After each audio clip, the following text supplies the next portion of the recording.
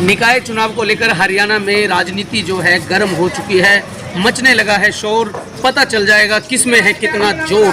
पहले JJP BJP ने अलग अलग लड़ने का ऐलान किया था और अब एक बार फिर इस निर्णय पर यू टर्न ले लिया है। जजपा बीजेपी निकाय चुनाव मिलकर लड़ेंगे। वहीं कुरुक्षेत्र में भी भारतीय जनता पार्टी ने चुनावी शंखनाद कर दिया है। बीजेपी जिलाध्यक्ष राजकुमार सैनी हमारे साथ मौजूद हैं। सैनी ने हाल ही में टिकटों का ऐलान कर दिया है। बीजेपी के कैंडिडेट जो हैं उनके नामों की घोषणा कर दी है। तो सैनी से हम पूछते हैं कि भाजपा की क्या है रणनीति, किस तरीके से किला फतेह करेंगे और कैसे लड़ेंगे। सर नमस्कार, वेलकम कुरुक्षेत्र मीडिया में सबसे पहले आपका स्वागत है। सैनी साहब क्या बताएंगे, बीजेपी किस तरीके से चुनाव लड़ेगी, कहाँ कहाँ की टिकटों का ऐलान किया? सबसे पहले तो बीजेपी की हमारी 4 में से 2 टिकटों का ऐलान हो चुका है। इसमें लाडवा से साक्षी प्रणा जी और पेहवा से हमारे आशीष चक्रपाणी जी, दोनों हमारे अच्छे कार्यकर्ता हैं। और हमारी ये सोच रही है कि भारतीय जनता पार्टी के अपने कर्मठ और निष्ठावान कार्यकर्ताओं को टिकट देगी, उनको चुनाव लड़ाएगी। और पार्टी हाईकमान ने जो फैसला किया है उस फैसले पे सभी जिले के अंदर एक बड़ा उत्साह एक पैदा हो रहा है। जिन कार्यकर्ताओं को भी पता लगा है तो उन कार्यकर्ताओं के फोन भी आ रहे हैं। और मैं तो ये कहूँगा कि पार्टी के सक्षम कार्यकर्ता हैं और पार्टी की जो 2 टिकटों की भी घोषणा हुई है, दोनों हमारे मजबूत कैंडिडेट हैं। दोनों अच्छे मार्जिन से हम सीट निकालेंगे। पिहोवा में मंत्री संदीप सिंह विधायक हैं और पिहोवा के अलावा इस्माइलाबाद भी है। इस्माइलाबाद और अन्य एरिया जो है शाहबाद बचे हैं, वहाँ के ऐलान कब तक करेंगे? जल्दी ही मुझे आशा है कि पार्टी हाईकमान का दिशा निर्देश जैसे ही दोपहर तक मुझे उम्मीद है कि उनका आदेश होंगे, उस हिसाब से दोनों की घोषणा जल्दी हो जाएगी। बीजेपी और जेजेपी की अलग अलग तैयारियां चल रही थी। जेजेपी ने गुलशन कवात्रा को शाहबाद से मैदान में उतार रखा है। वहीं कृष्ण कुमार बेदी और भाजपा के कैंडिडेट के तौर पर तिलकराज अग्रवाल अपने कार्यालय का भी उद्घाटन कर चुके हैं। तो ऐसे में कैसे समन्वय बनाया जाएगा आपसे?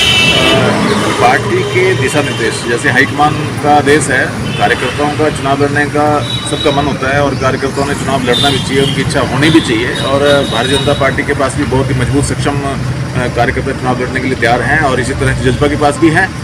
लेकिन जैसे दिशा निर्देश पार्टी हाईकमान के होंगे उस सीट को लेके उस पर हम इकट्ठे भी हम चुनाव लड़ सकते हैं, इसमें तो कोई वो दो राय नहीं है। और पहले जेजेपी को चुनाव से अलग कर दिया था, अकेले चुनाव लड़ने का दम भर दिया था, अकेले चुनाव लड़ने का दावा कर दिया था, बाद में अब इकट्ठे हो गए हैं। भारतीय जनता पार्टी अकेले चुनाव लड़ने में सक्षम है, लेकिन कोई सहयोगी दल जिसने हम प्रदेश में सरकार चला रहे हैं, सहयोगी दल है वो हमारा वो छोटा भाई है, हम उसके साथ भी चुनाव लड़ सकते हैं, अकेले भी लड़ सकते हैं।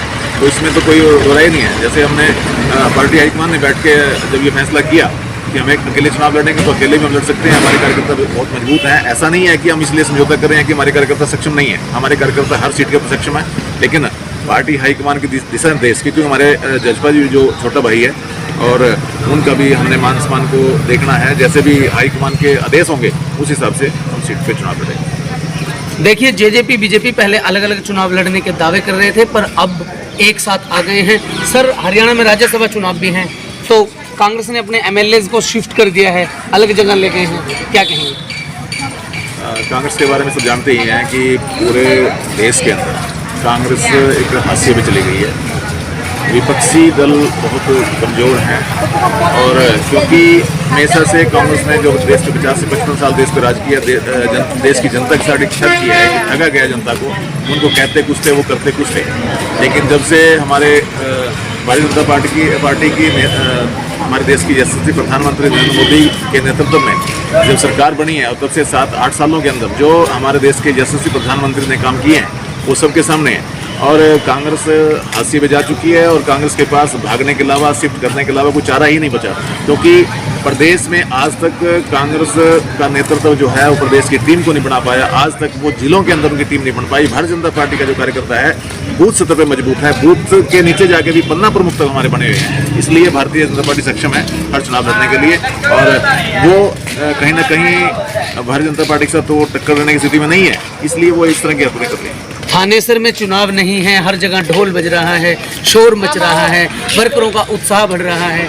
चुनाव का लटकना क्या मानते हैं, क्यों लटकाया गया चुनाव? यहाँ थानेसर का चुनाव रोक दिया गया है। थानेसर का चुनाव रोक नहीं दिया गया, ये पूरे प्रदेश के अंदर 2 चरणों में चुनाव होगा। अकेले थानेसर का चुनाव नहीं है, और भी कई सीटों पे चुनाव ऐसे हैं जो दूसरे चरण में होंगे। लेकिन ये तो पार्टी की भी और सरकार की व्यवस्था रही है शुरू से। कोई भी चुनाव होता है तो कई बार एक चरण में नहीं होता है, सुरक्षा की दृष्टि देखते ये हुए सब भी, नाकामी है व्यवस्था। सुरक्षा की दृष्टि को देखते हुए भी वो 2 चरणों में चुनाव किया जाता है, और ये अगला चुनाव दूसरे चरण में होगा, ऐसा कुछ नहीं है। नाकामी वाली कोई इसमें वो बात नहीं है। हमारा यहाँ पर कुरुक्षेत्र में भी सरकार उसी तरह से काम कर रही है। पूरे प्रदेश के अंदर हर सीट के ऊपर जहाँ पर हमारा विधायक है, वहाँ भी जहाँ विधायक नहीं है वहाँ भी कोई पक्षपात नहीं किया जा रहा है। लेकिन 2 चरणों में चुनाव होंगे सुरक्षा की दृष्टि से, कि चुनाव अच्छे से कराए जा सकें, इसमें कोई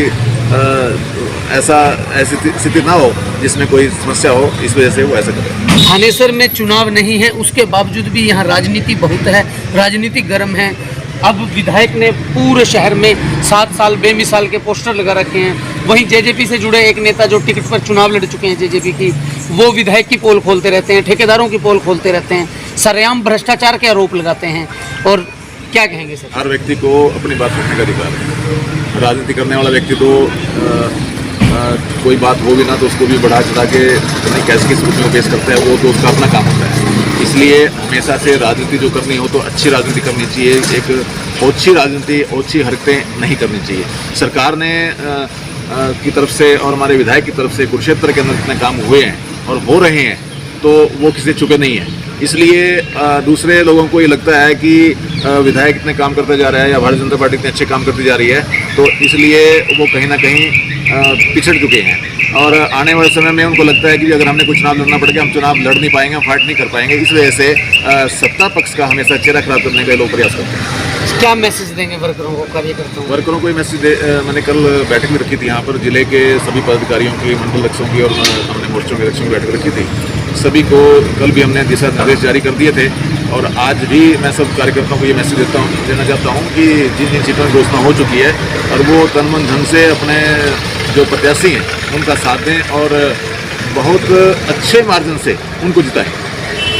देखिए, भारतीय जनता पार्टी के जिलाध्यक्ष जो हैं वो काफ़ी जोश में हैं, वर्कर भी काफ़ी उत्साहित हैं।